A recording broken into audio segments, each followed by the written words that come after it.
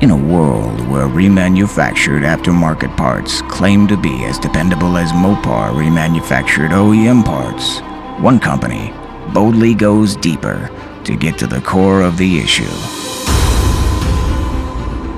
This group of A-team engineers decided to get their hands dirty, so they started tearing powertrains apart, piece by piece, bolt by bolt.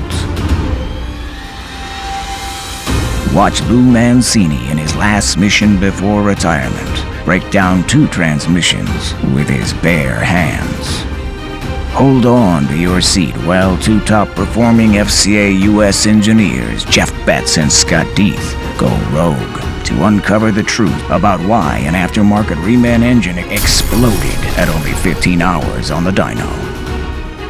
And observe as the 948 TE transmission gets completely reprogrammed. The world of remanufactured parts will never be the same.